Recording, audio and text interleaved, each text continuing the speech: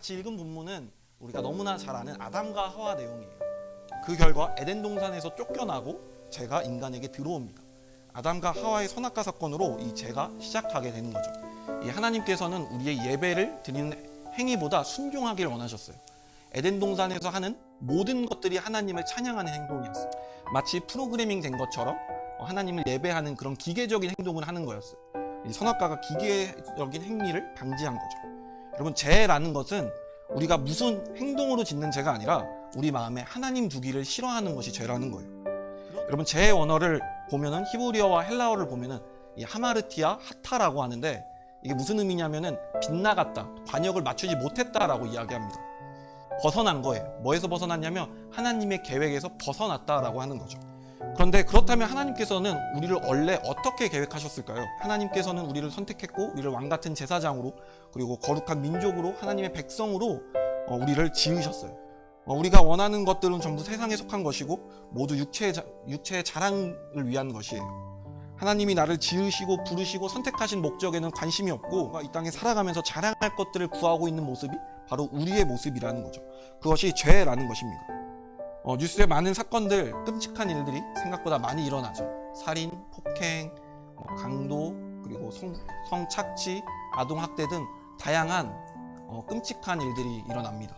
그리고 우리는 그것들을 보고 분노하죠. 어떻게 사람이 사람에게 그런 끔찍한 짓을 할 수 있을까라고 생각하면서 이렇게 화를 내게 되죠. 그런데 여러분, 어떤 목사님이 이런 이야기를 하셨습니다. 우리가 기억해야 될 것은 우리도 그들처럼 똑같이 범죄를 저지를 수 있다는 사실을 기억해야 한다라고 말하셨어요. 우리는 한 주를 살아오면서 많은 사람들을 미워했고 수백 번의 거짓말을 했고 심지어 저 사람이 죽었으면 좋겠다라고 생각을 한 적도 있을 거예요. 우리가 죄를 짓지 못하는 이유는 사람들의 눈이 신경 쓰이고 그리고 법이 무섭기 때문에 우리는 죄를 짓지 않는 것뿐이에요. 그러나 우리에게 상황과 조건, 그리고 그것을 실행할 용기만 우리에게 조금만 있었다라면 우리도 뉴스에 나오는 범죄자들처럼 똑같이 죄를 지었을 거라는 거죠. 왜냐하면 우리 안에 죄의 본성, 죄의 문제가 가득하기 때문에 그래요. 우리는 하나님을 떠나 언제든 죄를 지을 준비가 되어 있습니다. 이것이 우리의 본 모습이죠. 여러분, 다행인 것은 주님은 의인을 부르러 온 것이 아니라 나 같은 죄인을 부르러 오셨다라는 거예요. 하나님께서는 죄인인 우리들을 부르고 계시다라는 여러분 사실입니다. 아프면 의사를 찾듯이 죄를 지었으면 하나님께 가야 합니다. 그러나 우리는 반대로 생각하는 경우가 많죠. 내가 죄를 지었기 때문에 예배하기가 꺼려지고 하나님을 피하게 되는 건데 하나님 앞에 나오기 부끄러워서 우리는 계속해서 하나님을 피합니다. 여러분, 우리가 죄 때문에 하나님 앞에 나오지 못한다라는 그런 마음은 우리가 정말 마귀에게 속는 것입니다. 너는 사랑받을 자격 없다. 하나님께서 너를 사랑하지 않는다.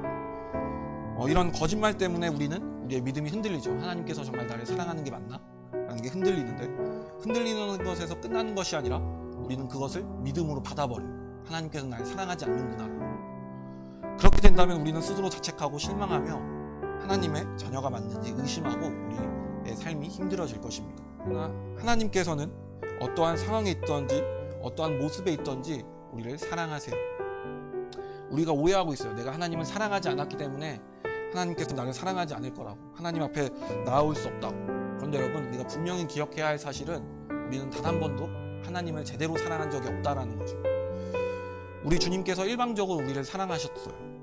우리가 죄를 지었을 때 다시 일어날 수 있었던 이유는, 다시 회개하고 주님께서 그걸 받아주셨던 이유는 주님께서 나를 끝까지 놓지 않고 포기하지 않으셨기 때문에 그래요. 죄를 지으면 다시 하나님 앞에 나아가면 됩니다. 우리가 우리의 죄를 자백하면 그는 믿으시고 의로우사 우리의 죄를 사하시며 우리를 모든 불에서 깨끗하게 하실 것이라고 얘기하는데, 여러분, 우리의 잘못, 우리의 죄를 고백하기만 하면 하나님께서는 우리의 기도가 끝나시기도 전에 우리의 죄를 용서해 주실 거예요. 제가 존경하는 목사님이 있는데 그분이 이런 이야기를 하셨어요.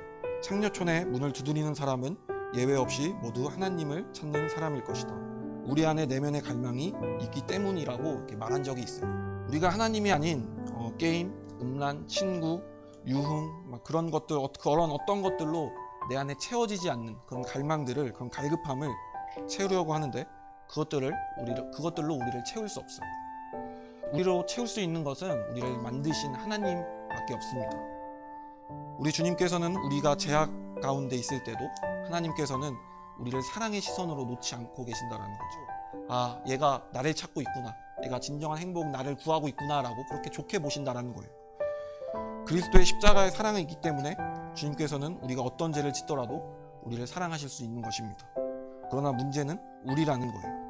여러분, 죄를 지었으면은 회개하면 됩니다. 주님 앞에 나아오면 됩니다. 아담과 하와처럼 숨어서 죄 때문에 하나님을 피하지 말고 죄를 지었으면은 하나님 앞에 회개하는 여러분이 되었으면 좋겠습니다. 여러분, 우리가 어떤 죄를 짓든 우리가 어떤 모습이든지 우리를 사랑하시는 주님 앞에 여러분 나아왔으면 좋겠습니다.